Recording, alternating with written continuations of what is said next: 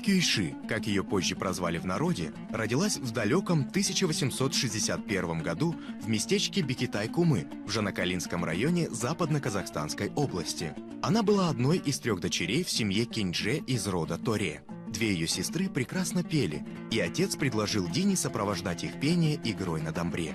Отец начал обучать Дину игре на домбре с 5 лет, а в возрасте 8 лет Дина, как говорят, уже вполне профессионально освоила этот инструмент. Слава об одаренном ребенке пошла по Великой Степи, и вскоре ее называли не иначе, как девочка-домбристка. Мы бы сегодня сказали «вундеркинд». Встреча с великим казахским музыкантом Курмангазы и получение благословения учителя Бата стали поворотными событиями в жизни девочки. На склоне лет Дина вспоминала о Курмангазы так. Его голос звенел молодо, домбра под его опытными руками звучала ярко. Я была поражена силой и страстью исполнения. На празднике состязались в умении петь и играть. Я боялась принять участие в состязании, но меня уговорили, и я сыграла один из кюев Курмангазы. Он внимательно слушал меня, и после мне передали его похвалы.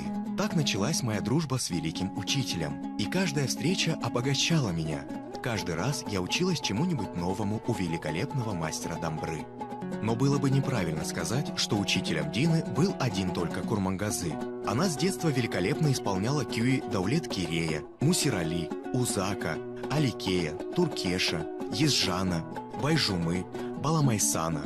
Впитывала исполнительские традиции, бережно переданные из далекого прошлого известными и безвестными акынами. Наивысшего расцвета творчества Дины Кюйши достигло в советскую эпоху. В 1937 году, в возрасте 76 лет, она становится участницей республиканского смотра исполнителей-музыкантов, а через 2 года участвует во всесоюзном смотре исполнителей на народных музыкальных инструментах в Москве. В 1939 году Дина Нурпейсова была принята на работу в Казахскую филармонию, и ей было присвоено звание «Заслуженный деятель искусств». Наиболее известными произведениями советского периода являются кюи «Асем Коныр», «Тойбастар», «8 марта». В кюи «Тойбастар», созданном в честь 20-летия Казахстана, Дина передает ликование народа, обретшего свободу. Кюи во многом похожи на торжественный марш.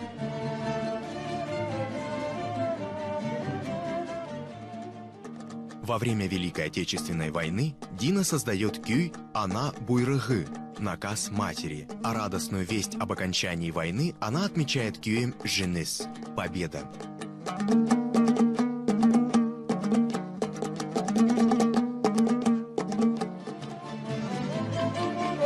Произведения, созданные Диной Нурпейсовой после 1917 года, разнообразны по своей музыкальной палитре, глубокому психологическому содержанию. В них она выражает народные мечты и чаяния того времени, стремление к свободе и независимости. Не ее вина, что мечты эти в полной мере осуществились только в конце XX века. Дина Нурпейсова была награждена 2 орденами Трудового Красного Знамени, удостоена почетных званий народной артистки Казахской ССР, заслуженного деятеля искусств Казахстана. В Атырау работает оркестр народных инструментов имени Дины Нурпейсовой.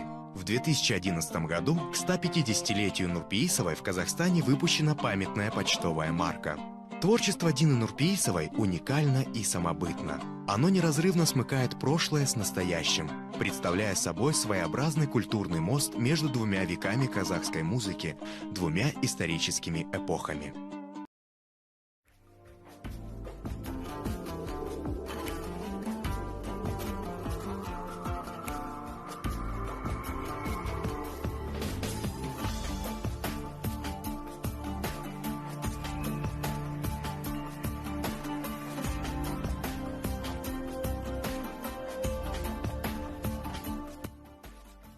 Мукагали Макатаев. При упоминании этого имени у каждого казаха защемит сердце.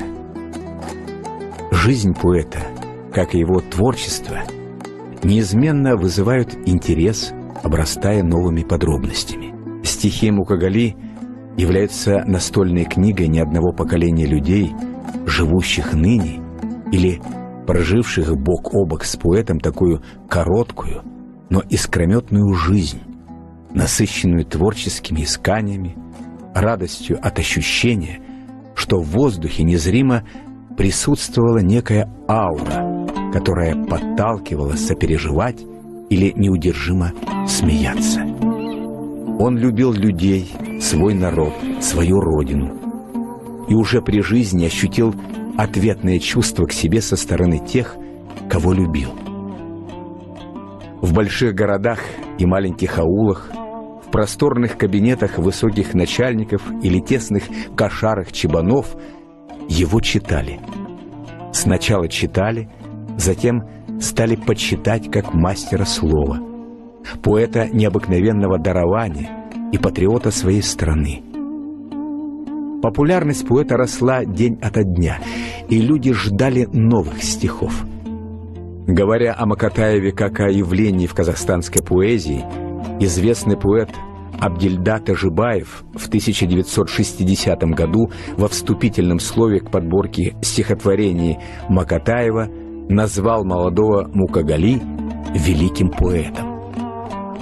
Поэт Мукагали очень тонко чувствовал фальшь и не терпел ее, считая, что поэзия должна быть свободной от всего наносного, искусственного, мешающего полету мыслей, чистой и благородной.